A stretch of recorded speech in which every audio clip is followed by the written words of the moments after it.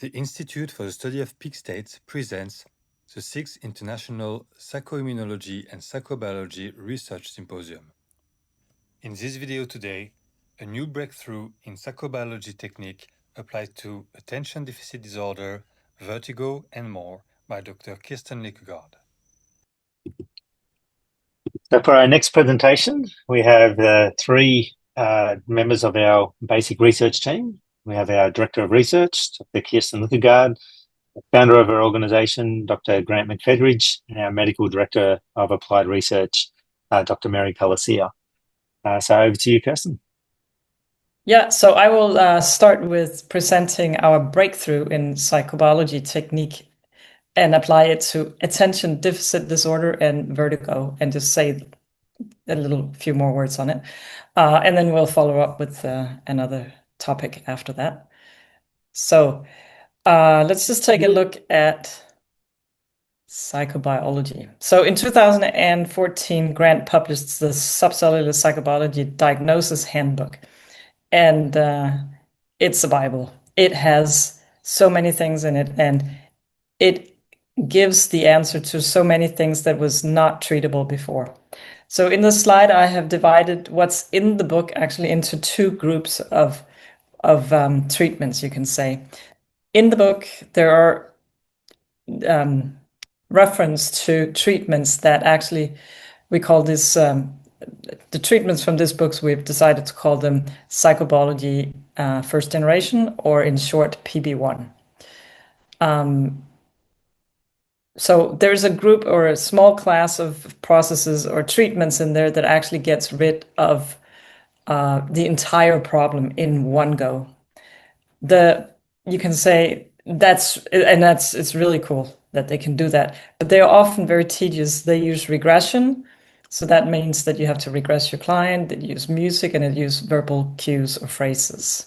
So examples of that is all voices in one go, the full Asperger syndrome, cut off feeling from the world, and then the aspect of ADD that has to do with a focus. Most of the cases, or most of the symptoms and problems that can be fixed with different techniques are also listed in the book in a per case basis, and Mary just touched on that in her little talk just previously, saying that it's just getting rid of one thing out of a class of problems, same class of problems. So in this moment, I have one thing activated and we can fix that. And then I'm really happy as a client because that was my issue. It was triggered. But all the rest, identical, presently untriggered cases, they're still in my psychic, you can say. So examples of that is actually trauma. We have so many traumas, and I come in as a client and we healed the one trauma that's triggered in that moment. Could be what we call a copy. That's like I have an emotion, but it's actually somebody else's that I'm feeling in me. We can heal that one. And like Mary also talked about, something we call time loops, where you heal something and then it loops around. It's like the time repeats itself and it restores itself. And also what we call vortices that makes you have vertigo. So it's a great book, and it's amazing what we can do. What I want to show in this presentation for two of these problems, the one that's called attention deficit disorder and also vertigo, I'm going to show how we can do that more simply with the new psychobiology breakthrough. So let's just take a look at that. So in just iterating again, our old 2014 processes work great. And they cure things that could not be cured before. So really, really great. But in January this year, 2025, prompted by, you can say, one of the processes that we have with the old psychobiology approach, the one that is attention deficit disorder, the one that I'm going to talk about in this talk later, was a little difficult to do, and we didn't have many therapists who could do it with clients. So we had it in sort of on the back burner that we needed to look at it. And then for our applied research meeting, there was one January morning that I got up, sat at my desk. It was very early, and I had like 2 hours until we were going to meet together, and we wanted to have something that we could work on in that session. And I thought, okay, let's try to do this. So I took a whack at it, and it was quite amazing how vividly how things how the biology came alive in the sense of what was the problem, the core problem, with the lens of what we have from the recent 4 or 5 years doing psychoimmunology. So with the psychoimmunology mindset, I was looking at this and I could see what traumas were holding this problem. So with this new discovery, which is kind of cool, that we can do now, we have something that works faster, it's easier, and a lot of times it does more than the old even did. And we call this the psychobiology second generation PB2. So we can apply this to many diseases and disorders, and you can say that why choose the old version? Well, if you want to do really fast, say you have a client, they have a time loop, and that's the only trauma, the one that has the time loop that you're going to do, maybe you'll just do the one by one in that case, because that's faster than doing all time loops. But if you're going to work with a client for a long time, you want to do all of them now that we can. Okay. So this is a table kind of summarizing all that we can, so that it's just, I want to get the overview of choosing the right approach and knowing what trade-offs you then make as you do that. So I've listed here psychobiology version 1, so PB1, and I put them into one that fixes globally the whole problem. In this case, it could be all voices. We have that with the PB1. And then per case problems. And compare it to the new PB2 approach. And I also made a column here called PI, that's psycho-immunology. So this is where you get rid of the pathogen that causes the range of problems that you're looking at. And so let's look at, is it global or is it per case? What's the speed? What's the difficulty? Does it use regression? Does it use cues? And how much trauma do you need to fix? So if we just take the old PB1s, so there are global processes. Usually they use regression. They're slow and they can be very hard and tedious. They use music and they use verbal phrases, and the amount of trauma you need to heal is large. So you can see here how much there is to gain if you could actually do a global PB2. It might even do more, the global PB2. The speed of the global PB2s is medium. The difficulty is easy. And that's what we really like about these new PB2s, is how easy they are for people to heal. There's no regression. We do use one piece of music. It helps the client find the trauma, and the amount of trauma that they need to heal is small. So you can see what that really makes a difference in a global fix. If we compare it to the per case of the psychobiology old type 1 version, the benefit is obvious, because do you want to do a per case or do you want to do all of the ones? So say that you have this problem that your traumas are coming back from what we call the time loop. And so each time you do a trauma, you are looking, does it have that? Do I need to heal that? And so it's very tedious to have the problem. And so you really want to just get rid of all of them. So the good thing about the per case is that they're usually fast. Whereas if you want to get rid of all, it's not slow, but it's not as fast as the per case usually is. But if you have a lot of problems, a lot of the per cases, say you have lots of time loops in one session, then it's potentially tedious in the difficulty level, whereas just doing all of them would be easy. So again, when you're sitting with a client, you want to sort of evaluate, does this client have a lot of time loops? Is it time to say, okay, stop and go to the PB2 and do the process? This could also be if they have another issue that we actually have solved with the PB2 process or approach, that you stop and say it's time to do that one so that you actually solve all and be done, and so you can move on. So with the per case PB1s, some of them have regression, very few actually. Most you can do in the present. And with the PB2s, you don't go anywhere. You just sit in your chair and you listen to this music, tune into the trauma and heal it. Usually there are no cues on the per case PB1s, whereas on the PB2s we use music. It's a good thing, I think, that we do, because it enhances the you get really tuned into what you need to be working on. In both cases, the trauma load is small, the one that you have to fix.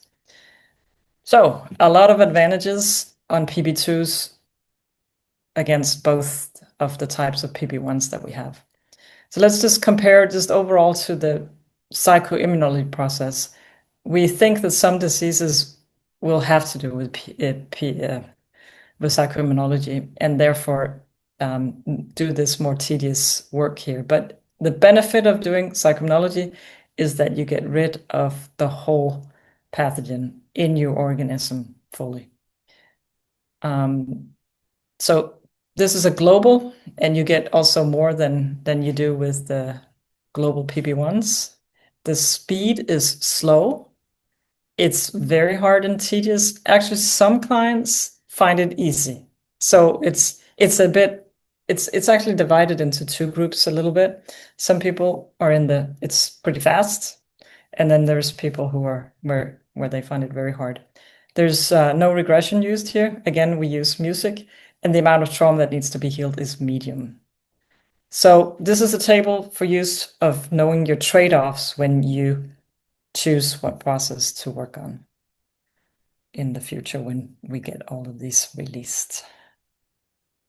Okay, so let's look at some examples, and I bring two examples, the ones I showed on the first slide. So let's start with the attention deficit disorder, the part that we call dispersed focus. And people with this problem, when you help them, guide them to this, they feel that their attention disperses when they try to focus. Their symptoms in the present, they might say, oh, when I'm at work and I'm standing and talking to my colleagues, I can't really concentrate on what they're saying. I go somewhere else, or I need to follow up with different colleagues to say what was actually said, So that's one of the symptoms that they also have. But the symptom that we're using is this marker that their focus will disperse. It's as if they were focusing through what feels like a kaleidoscope. So if you think about looking at that picture that's right here, if you were to go about your daily tasks with your focus going through a shattered glass feeling, crystal feeling, so it's your focus that disperses, not your vision. So even though I bring this visual picture to you, it's just to kind of say this is not a good thing. It really takes away your focus. Biologically, this has been shown to be due to crystalline material in the cytoplasm of the primary cell. These crystals are colorless or translucent. So my picture before, which had color, is kind of misleading, but just to give you the picture of, or the feeling of that dispersedness. And because we superimpose, again, our primary cell on our daily experience, these crystals can get between what we're looking at and focusing on. And think about if you focus through those crystals. So this is a spectrum disorder. Some people have just a few and they don't get affected at all. Some people have many, but they cope, for example, as you can see in the picture, because they kind of push these crystals together. But it might show up in certain situations, like concentrating on reading something boring, Whereas when they read something that's exciting, they do something where they push this away a bit. So when we do the PP2, okay, so 1 second. The crystals, they are formed in a developmental event and by this organism. It's a fungal organism. And because we have this interaction, the PP2s work by actually engaging with and healing the traumas that eliminate that interaction with that specific fungus so the crystals don't form. And so by doing the process, you'll feel that all the crystals disappear. And let's see. And what people actually say, if you think about what I said before about standing and talking to other colleagues, is that I'm spending too much time here. So when you're standing and talking to people, all of a sudden you feel present. And not just you feel that you're present, other people can feel, wow, you're really here now. So that's very cool. That's the outcome. So if you look at what we could do before, yes, we could fix it globally. Now we can fix the globally, but it does a little more thorough and a better job. The speed on the old one was slow. This is medium. The difficulty was hard and tedious on the old. It's easy now. And because it was hard and tedious was partly due to the regression, the music, the verbal phrases, and the amount of trauma that you needed to heal. Whereas now, no regression, just one piece of music usually, and the trauma load is small. Okay. And so just to raise the awareness, this will not help everyone with ADHD, as ADHD is a collection of symptoms, and there are a lot of potential causes for those symptoms, not always the same for every person. Fortunately for this process, we have a simple test that identifies whether a client will benefit from it. And like Grant was saying with our contracts that we pay for results, that's exactly, you only want to work on this process if the person has the symptom, the marker of this.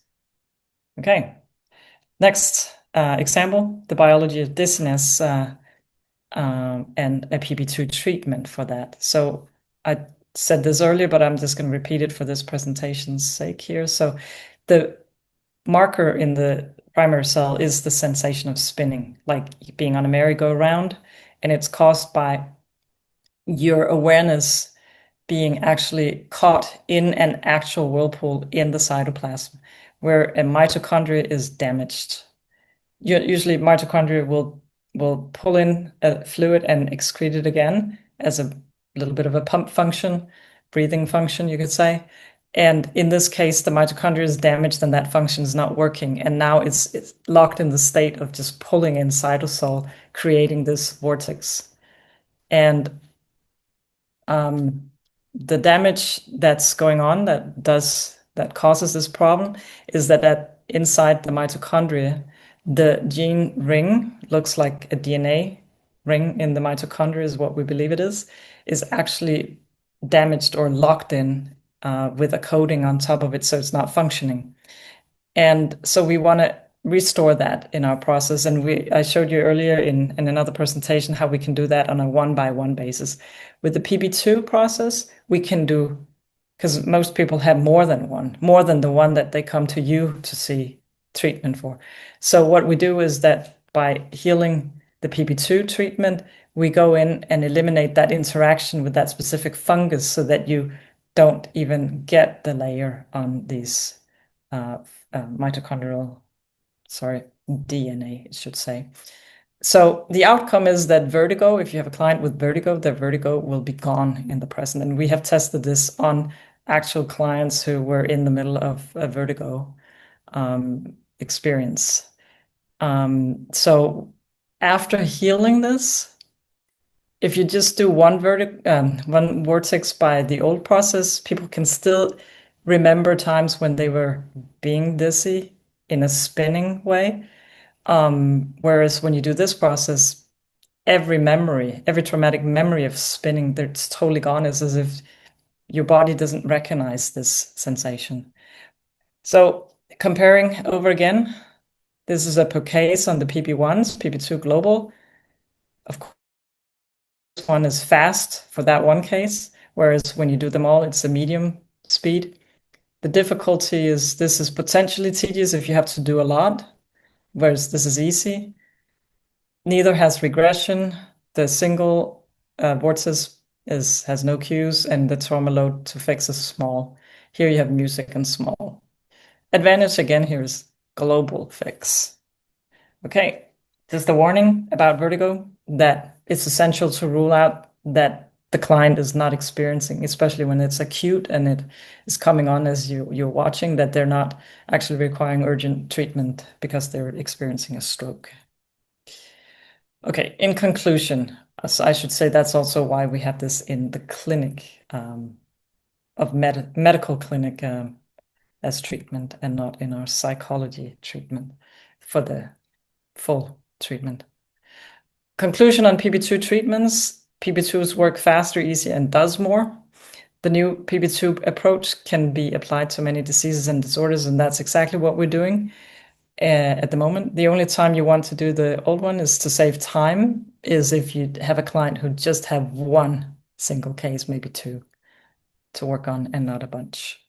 So we're slowly going through the old PB1 processes with these subcellular cases and seeing if we can apply the PB2 approach to it so that we can get new tools in our therapist toolbox. So that was it, and I don't think we have time for questions. So let me stop that and go to... Thank you for watching. For more information, please visit our website www.peakstates.com.